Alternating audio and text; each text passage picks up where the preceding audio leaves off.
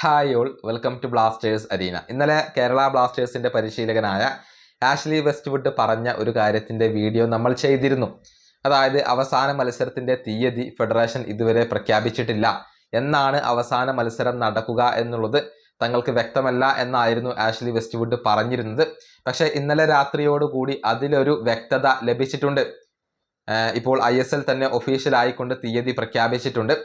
May 18-ാം തീയതിയാണ് ആ മത്സരം നടക്കുക. അവസാന മത്സരത്തിലെ കേരള ബ്ലാസ്റ്റേഴ്സിന്റെ എതിരാളികൾ FC ഗോവയാണ്. കൊച്ചിയിലെ സ്റ്റേഡിയത്തിൽ വെച്ചുകൊണ്ടാണ് ആ മത്സരം നടക്കുക. 18-ാം തീയതി അഥവാ വരുന്ന തിങ്കളാഴ്ച രാത്രി ഇന്ത്യൻ സമയം 7:30-നാണ് ഈ ഒരു മത്സരം നടക്കുക. അതിപ്പോൾ ഒഫീഷ്യലായി കഴിഞ്ഞു എന്നുള്ളതാണ്. അവസാന മത്സരമാണ് ബ്ലാസ്റ്റേഴ്സിൻ്റെത്. ഇനി ഇന്നലെ നടന്ന മത്സരത്തിൽ മുഹമ്മദൻ SCയെ പരാജയപ്പെടുത്തി. ഈ മത്സരത്തിൽ മോശമല്ലാത്ത രൂപത്തിലുള്ള ഒരു കാണികൾ മത്സരം വീക്ഷിക്കാൻ വേണ്ടി എത്തിയിട്ടുണ്ട്. 9827 ആരാധകരാണ് മത്സരം വീക്ഷിക്കാൻ വേണ്ടി എത്തിയിട്ടുള്ളത്. നമുക്കറിയാം, ഇതിനു മുൻപ് അറ്റൻഡൻസ് വളരെ കുറവായിരുന്നു. 2000-ഓളം ആരാധകർ മാത്രം വന്ന ഒരു മത്സരം ഉണ്ടായിരുന്നു. പക്ഷെ ബ്ലാസ്റ്റേഴ്സിന്റെ റിസൾട്ടുകൾ ഇപ്പോൾ പോസിറ്റീവായി തുടങ്ങി. ഒരുപാട് വിജയങ്ങൾ നേടാൻ സാധിക്കുന്നു. അതുകൊണ്ട് തന്നെ പതിയെ ആരാധകർ തിരിച്ചെത്തുകയാണ്.